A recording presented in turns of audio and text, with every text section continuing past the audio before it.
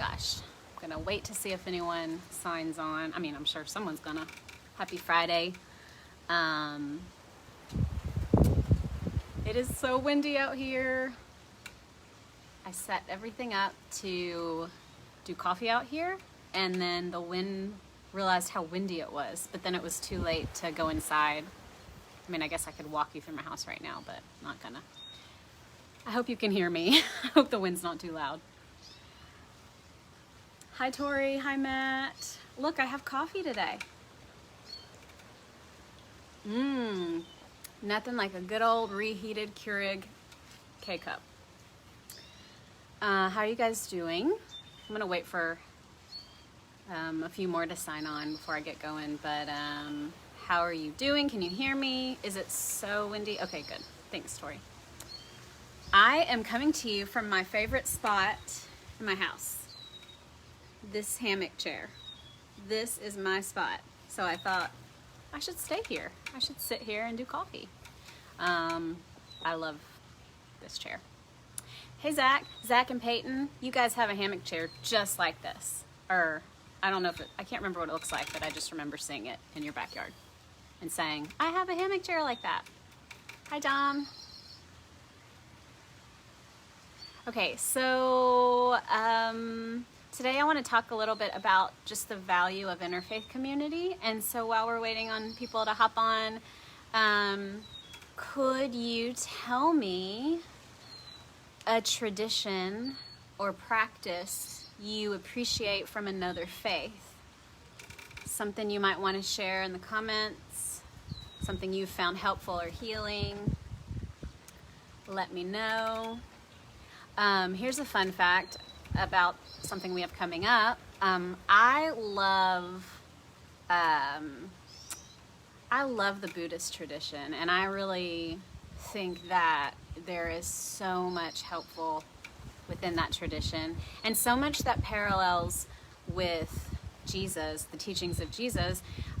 So I'm really, really excited to tell you guys that for our next kind of small group series next month, we're gonna do what we're calling like Dig Deep the small group, and basically we're gonna take a lot of the workshops that we tend to do quarterly and bring them online. And one of the workshops we had planned but had to cancel last year because everyone was sick. It was crazy. Not as crazy as now. But one of those was the Dr. David Zuniga, clinical psychologist and Buddhist priest, on Jesus and the Buddha. And he is going to come to us in May via Zoom and give us that same workshop, especially in light of these times. And so I'm really, really excited. Thanks for sharing, Tori. Hi, Robin. Oh my gosh, Robin, I miss you. I miss you. Am I missing anything? Okay, so yes, sending prayers out in the season of Ramadan. I have a note here for that. Ramadan started last night. It is the 9th month of the Islamic calendar. It's a month-long period of fasting and praying and reflection and community. And so sending my love to my Muslim friends and to the Muslim community, and also grieving with my Muslim friends who are really unable to incorporate some of the aspects of community that they usually can. Love you. You are my sibling, and I'm with you in solidarity in your spiritual practice, your celebrating, your grieving, and everything in between. So, yes, was thinking about Ramadan this morning and thought, hey, let's talk about interfaith community and the value of it. Interfaith meetings are really special to our church community and our history. We're not a very old church at all, but we have been practicing solidarity with our interfaith friends for many years. And for several years, we had interfaith panels and interfaith events that we hosted in the Round Rock community, in downtown Round Rock, at the library, at the art gallery there. And I have some really special memories of doing panels on faith and media, faith and racism, faith and religious liberty, and all kinds of panels, you guys. We had so many people from the community participate over the years. We heard from people on the spectrum of the Christian tradition, on the spectrum of Jewish tradition. We had people from the Hindu faith, Baha'i, Native American spirituality, Islam, of course, Buddhism. What am I forgetting? I mean, really, we had all kinds of people come and speak. Good morning from Chicago. Hi, Tiffany and David and Fam. Welcome to Coffee with a Pastor. So we just had some really cool experiences, and through doing that work, our community culture was shaped to be who we are today, honestly, because we learned so much from each other. We made such good friendships. And Matt just said, yeah, we honored our siblings from other traditions. Hi, from Arizona. I have, really sweet memories. Some of the memories that come to mind are, I would say after the 2016 election, hey, look, no matter where you fell in that election, that was something we had to and are still probably healing from. And we just so happened the same day of the election have an interfaith panel, or it wasn't a panel, but it was just Dr. Zuniga from the Buddhist tradition was coming to speak. And it was the same night. And people showed up, people who were normally speakers, who only came when they were in panels, came for just to sit in solidarity, because so many people were grieving and just at a loss for what had just happened with the entire election season. You guys remember that, right? It was crazy, and things have been crazy ever since. But that space was so healing, and just knowing that there were so many people from outside my Christian tradition that needed that space was really powerful. Through our interfaith work, we connected with the Interfaith Action of Central Texas, which is a very large interfaith group, and they do so many amazing things all year round. If you sign up for their newsletter, they're doing daily doses of hope every day in your email, and you can read from people from all over faith traditions sharing hope right now. And so that's a really cool resource. But I wanted to share about two things. Really quickly, a couple of people that really made special relationships with us, and then some lessons through interfaith community. So I told you about Dr. Zuniga, and we met him through this interfaith just networking and gathering people to come on panels. Dr. Zuniga was on not our first panel, but he was on within the first year of doing these events, which was probably like 6 or 7 years ago.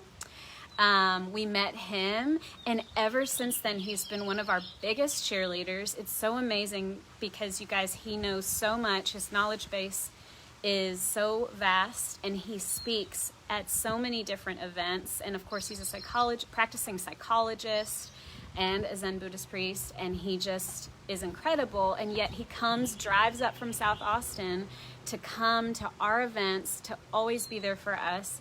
In fact, he was one of the last people that I saw before going into quarantine at a healthcare panel on the grief process and the death and dying process. But anyway, he's just making a relationship with him has been so special. I encourage you to look him up, because he is putting out a lot of resources right now on how to cope during these times, how to deal with stress, how to deal with anxiety, all from his tradition of Buddhism and that faith tradition lens. And so look him up. Another special friend we made was Muhammad Umar Esmail, and he was at the UT of Austin campus, and then he was in Jonestown.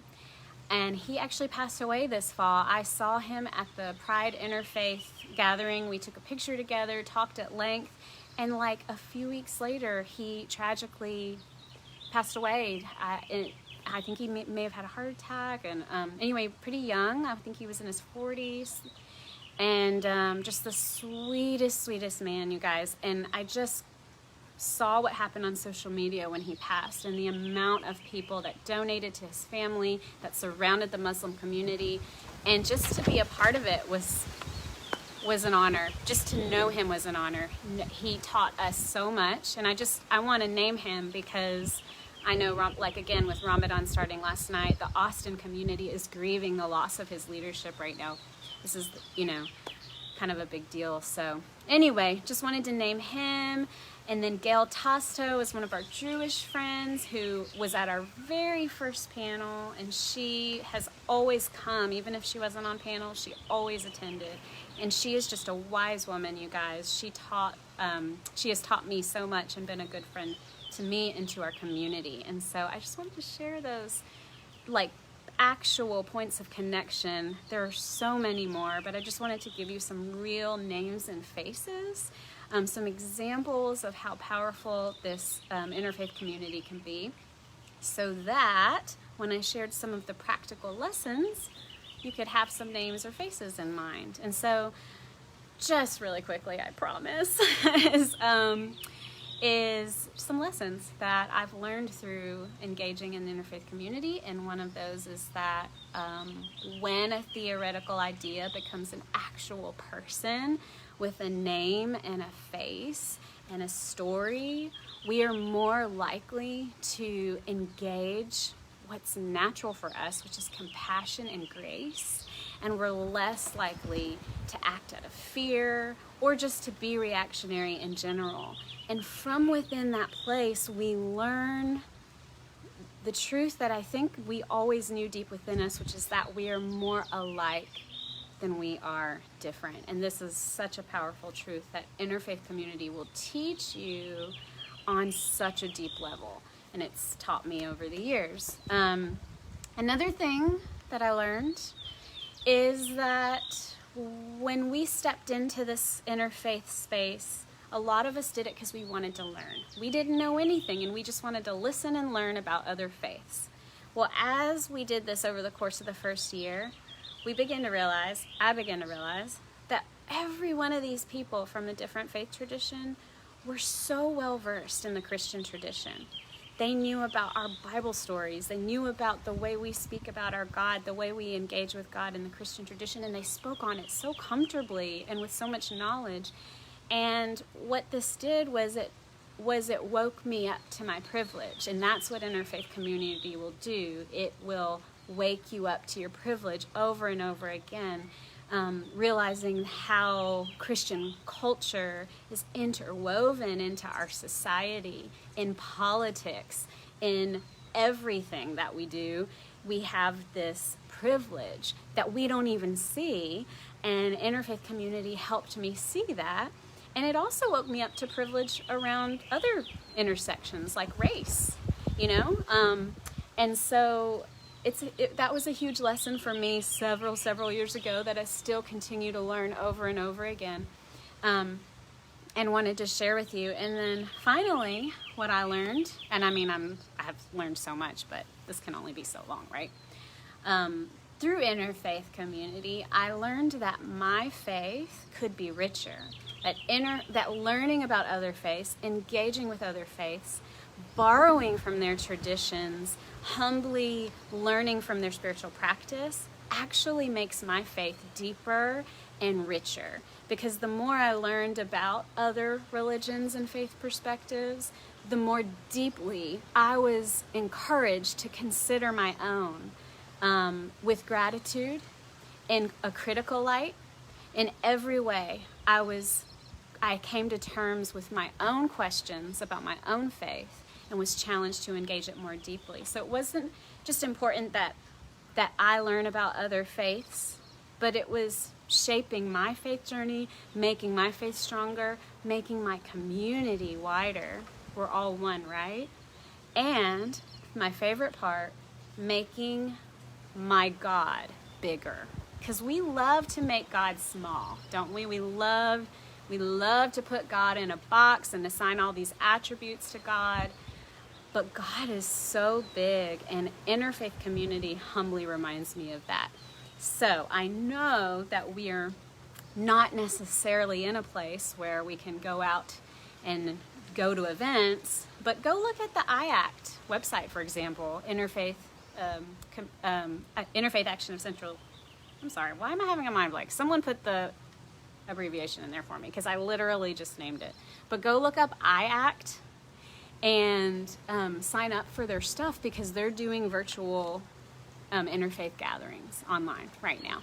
And they're doing really, really good stuff. So I want to end with this poem. It's just a Rumi, it's not even the whole poem, it's just a quote from Rumi. But I love this quote. I feel like it captures faith, it captures God, it captures us, and it captures what interfaith work is all about. So it says, out beyond ideas of wrongdoing and right doing, there is a field. I'll meet you there.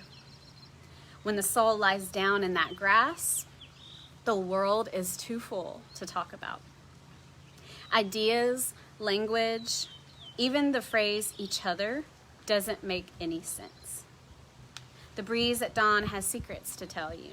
Don't go back to sleep. You must ask for what you really want. Don't go back to sleep.